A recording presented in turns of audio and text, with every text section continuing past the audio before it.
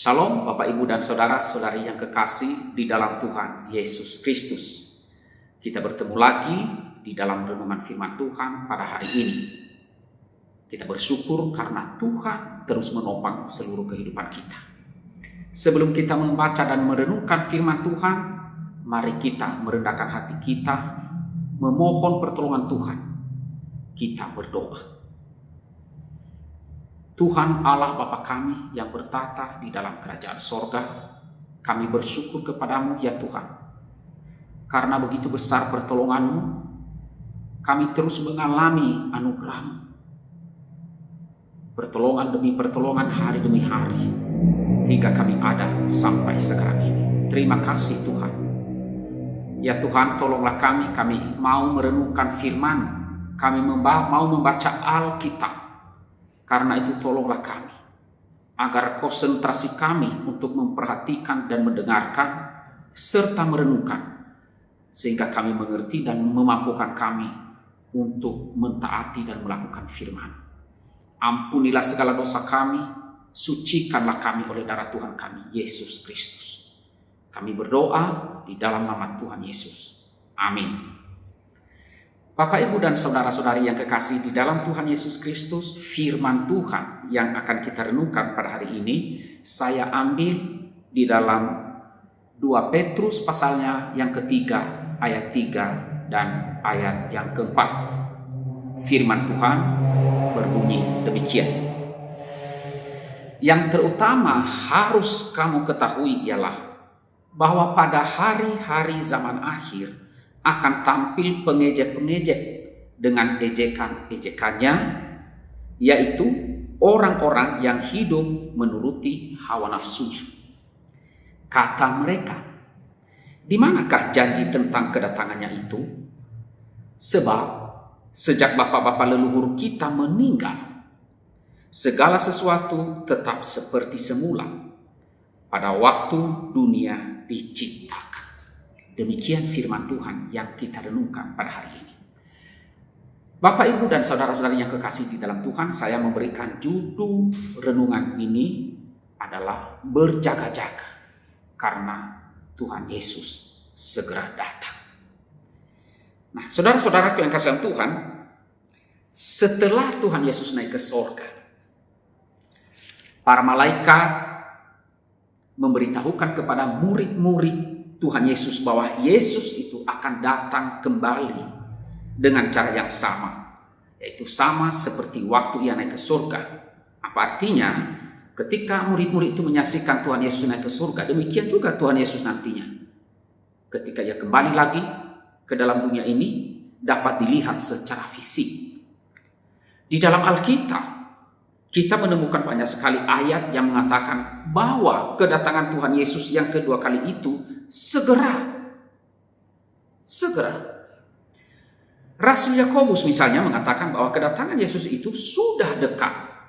Demikian juga yang dikatakan oleh Rasul Petrus di dalam suratnya yang pertama, pasal 4 ayat yang ke-7. Demikian juga yang menulis atau penulis surat Ibrani juga mengatakan bahwa hari Tuhan sudah dekat, atau kedatangan Tuhan Yesus yang kedua kali itu sudah dekat. Tetapi saudara, pada kenyataannya sampai sekarang Yesus belum juga datang. Sudah 2000 tahun sejak mereka menuliskan hal itu, ternyata Yesus belum datang juga. Sehingga hal itu saudara menyebabkan banyak orang yang berpandangan sinis tentang ajaran kedatangan Tuhan Yesus yang kedua kali itu. Banyak yang berpandangan sinis, banyak orang yang tidak percaya, bahkan para pendeta-pendeta sekalipun juga banyak yang tidak percaya bahwa Yesus akan datang untuk kedua kalinya ke dalam dunia ini. Nah, saudara-saudaraku yang kekasih di dalam Tuhan Yesus Kristus, ejekan dan ketidakpercayaan terhadap pandangan kedatangan Tuhan Yesus yang kedua kali itu sudah ada sejak zaman Rasul Petrus. Ejekan itu sudah ada. Di dalam 2 Petrus yang kita baca tadi dikatakan ada orang-orang yang mengejek dengan berkata, di manakah janji kedatangannya itu? Nah, pertanyaannya kepada kita sekarang, apakah Alkitab kita ini salah? Apakah para rasul dan penulis Alkitab itu salah karena mereka menulis bahwa Yesus segera datang?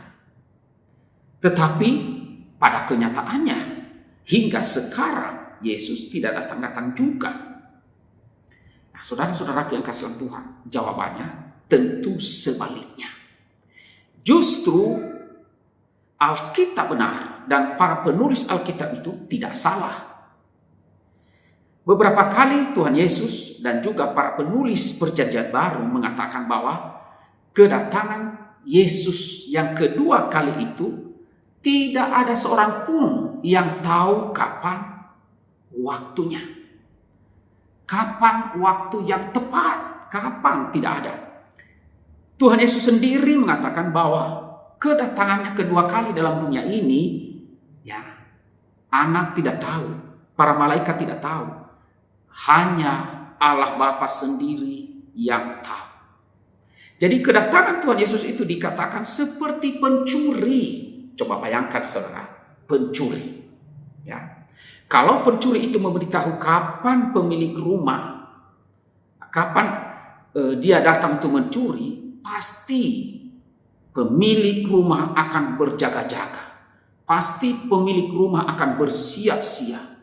Ia tidak akan tidur, dia akan berjaga-jaga. Agar apa? Pencuri itu jangan sampai masuk ke dalam rumah. Nah, kalau pencuri itu memberitahu kapan dia datang, pasti pemilik rumah sudah bersiap-siap. Tetapi saudara, justru karena pencuri datang ketika pemilik rumah itu sedang lengah. Sedang lengah. Demikian juga Alkitab mengatakan bahwa kedatangan Tuhan Yesus itu seperti pada zaman air bah atau di zaman Nuh. Ya, ketika air bah melanda dunia atau datang. Nah, saudara yang kasih dalam Tuhan, bagaimana pada saat itu? Saudara, secara sederhana di zaman itu semuanya berjalan biasa-biasa saja. Kehidupan normal, kesibukan normal. Semua berjalan sibuk, semua orang-orang bekerja dan biasa-biasa saja. Dan orang-orang pada zaman itu mengabaikan peringatan-peringatan yang disampaikan oleh Nuh bahwa pada suatu hari kalau mereka tidak bertobat, maka Tuhan akan mendatangkan air bah untuk membinasakan manusia. Nah, saudara, orang-orang di zaman itu tidak menaruh perhatian mereka, tidak mempedulikan peringatan itu. Nah, itulah yang juga membuat para penulis Perjanjian Baru itu mengatakan bahwa kedatangan Tuhan Yesus itu segera. Karena apa? Karena waktunya itu tidak ada yang tahu. Kapan? Tidak ada yang tahu. Seorang pun tidak ada. Kalau mereka mengatakan kedatangan Tuhan Yesus itu masih lama, maka mereka, para penulis Alkitab ini, akan santai saja. Karena apa? Karena kedatangan Yesus masih lama sekali. Tetapi saudara, para penulis Alkitab Perjanjian Baru, mereka mengatakan, mereka menulis bahwa kedatangan Yesus itu segera. Setiap saat bisa saja terjadi. Setiap saat Yesus datang. Dan ini tentunya membuat kita sebagai orang-orang, sebagai orang yang percaya kepada Tuhan, agar kita bersiap-siap, agar kita berjaga-jaga setiap saat, setiap waktu. Saudara, setiap kali peringatan yang diberikan oleh para penulis Alkitab Perjanjian Baru mengenai kedatangan Tuhan Yesus yang kedua kali itu selalu disertai dengan peringatan untuk berjaga-jaga. Nah, selalu diberikan peringatan untuk berjaga-jaga. Kita harus berjaga-jaga di dalam menantikan kedatangan Tuhan Yesus yang kedua kali. Nah, apa artinya berjaga-jaga? Yang pertama, saudara, arti berjaga-jaga itu adalah artinya tidak tidur secara rohani. Ya. Di dalam Roma pasal 13 ayat 11, demikian firman Tuhan mengatakan, hal ini harus kamu lakukan karena kamu mengetahui keadaan waktu sekarang, yaitu bahwa saatnya telah tiba bagi kamu bangun dari tidur, sebab sekarang keselamatan sudah dekat bagi kita daripada waktu kita menjadi percaya. Saudara, demikian juga Rasul Paulus mengatakan kepada jemaat Roma untuk bangun dari tidur mereka. Pertanyaannya, apakah berarti jemaat itu mereka sedang tidur pada saat itu? Tentu saja tidak. Bukan itu yang dimaksud. Mereka tidak tidur. Secara fisik mereka melakukan aktivitas, mereka berkegiatan. Tetapi secara rohani, orang-orang atau jemaat di Roma itu, mereka tidur secara rohani. Apa yang dimaksud dengan tidur secara rohani? Saudara, secara fisik kita sibuk, kita bekerja. Tetapi secara rohani kita juga, tetapi kita tidur. Kalau kita tidur, kita bayangkan. Kalau orang yang tidur itu artinya diam. Tidak melakukan apa-apa. Walaupun ada bagian-bagian tubuh kita yang masih beraktivitas. Misalnya paru-paru kita masih bernafas. Atau jantung kita masih berdetak. Ya, masih berdetak. Tetapi saudara, secara umum ketika kita tidur, kita tidak melakukan pekerjaan, kita tidak melakukan kegiatan, kita tidak beraktivitas. Demikian juga tidur secara rohani, berarti kita tidak melakukan aktivitas secara rohani, aktivitas rohani yang berarti. Apa artinya saudara? Tidak ada hubungan pribadi dengan Tuhan. Kita tidak ada hubungan pribadi dengan Tuhan itu. Bagaimana hubungan pribadi dengan Tuhan? Tidak ada komunikasi dengan Tuhan. Bagaimana kita bisa berkomunikasi dengan Tuhan?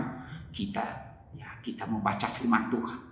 Nah, banyak orang yang tidak membaca firman Tuhan. Banyak orang yang tidak merenungkan firman Tuhan. Itu artinya tidur secara rohani. Secara fisik lagi sibuk melakukan pekerjaan ini dan itu. Demikian juga tidak ada doa. Atau tidak bersaat teduh, tidak berdoa. Tidak berdoa, tidak bergairah untuk menaikkan permohonan, untuk berdoa kepada Tuhan. Tidak ada kecintaan akan firman Tuhan atau Alkitab untuk dibaca dan direnungkan. Itu artinya saudara, kita sedang tidur secara rohani. Karena itu waspadalah, bangunlah dan beraktivitas kembali. Kerohanian kita harus kita bangun untuk berelasi dengan Tuhan. Yang kedua, apa artinya berjaga-jaga? Berjaga-jaga berarti tidak hidup di dalam dosa. Tidak hidup di dalam dosa. Di dalam Roma pasal 13 ayat 12 sampai 14, Paulus memerintahkan jemaat supaya kita menanggalkan perbuatan-perbuatan kegelapan dan mengenakan perlengkapan senjata terang. Paulus menganalogikan dosa itu seperti pakaian yang harus ditanggalkan, pakaian yang kotor. Karena dosa itu seperti pakaian yang terus kita kenakan dan kita merasa tidak ada yang salah dengan pakaian itu. Nah, saudara, pakaian dosa itu harus kita tanggalkan, kita lepaskan, ya, kita buang. Kata tanggalkan mengandung arti menanggalkan dengan paksa. Menanggalkan dengan paksa. Jadi kehidupan dosa kita harus ditanggalkan supaya kita mengenakan senjata terang. Kita harus meninggalkan itu. Harus kita tanggalkan, kita paksa. Jangan hidup lagi di dalam dosa. Ingat akan hal itu. Itu artinya berjaga-jaga. Jangan lengah. Yang ketiga, berjaga-jaga secara rohani artinya juga kita harus melayani Tuhan. Di dalam Matius pasal 24 ayat 46 dikatakan, berbahagialah hamba yang didapati tuannya melakukan tugasnya itu ketika tuannya itu datang. Nah saudara, ini sangat indah sekali kalau ketika Tuhan Yesus datang kedua kalinya, ia mendapati kita sedang melayani, kita sedang melakukan aktivitas-aktivitas yang memuliakan nama Tuhan. Sehingga Tuhan menyambut kita dengan mengatakan seperti kepada hamba-hamba yang mengusahakan talenta itu, marilah hambaku yang baik dan setia, masuklah ke dalam kebahagiaan Tuhan.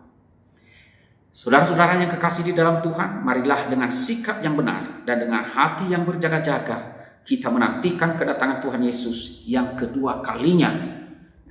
Jangan kita lalai. Janganlah mata kita dibutakan oleh godaan dunia ini. Dunia ini semu, fana. Kita tidak akan membawa dunia ini nantinya ketika kita mati. Dunia ini tidak akan menolong kita, tidak akan mampu menolong kita ketika kita mati meninggalkan dunia ini. Saudara, iblis menginginkan kita tidak untuk berjaga-jaga. Tetapi Tuhan Yesus mengingatkan kita bahwa bahayanya jika kita tidak berjaga-jaga, kalau kita lengah, kalau kita lalai. Saudara, Tuhan Yesus segera datang. Karena itu berjaga-jagalah, siap sedia menyambut kedatangannya. Amin. Mari kita berdoa. Tuhan Allah Bapa kami yang bertata di dalam kerajaan sorga, ya Tuhan, kami bersyukur kepadamu karena kemurahan-Mu semata-mata kami masih hidup dan ada. Dan karena Engkau mengasihi kami, Engkau pun selalu memberikan peringatan kepada kami melalui firman. Pada hari ini kami diingatkan untuk berjaga-jaga, karena Engkau akan segera datang. Kedatangan-Mu tidak ada seorang pun yang tahu kapan harinya.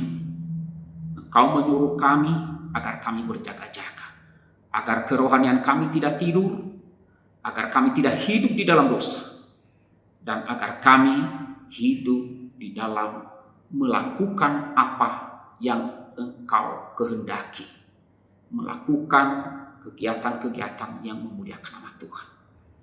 Hamba berdoa untuk seluruh jemaat, kiranya Engkau memberkati kerohanian kami, kiranya Tuhan yang terus menolong supaya setiap jemaat selalu membangun hubungan pribadi dengan Tuhan, dengan membaca dan merenungkan firman, dengan berdoa, dengan menyanyi puji-pujian bagi-Mu.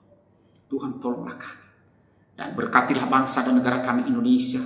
Kiranya Engkau yang terus yang memegang kendali dan terus membawa bangsa kami ini ke arah yang lebih maju, lebih baik, agar bangsa Indonesia lebih sejahtera melalui pemerintahan yang ada, baik pemerintah pusat maupun pemerintah-pemerintah daerah, supaya dengan pertolongan Tuhan mereka dapat melakukan tugas yang Engkau percayakan itu dengan baik, dengan jujur, dengan takut akan Tuhan, agar mereka dapat membawa bangsa kami lebih baik. Tuhan berkatilah. Ini doa kami di dalam nama Tuhan Yesus. Kami berdoa, kami bersyukur. Amin.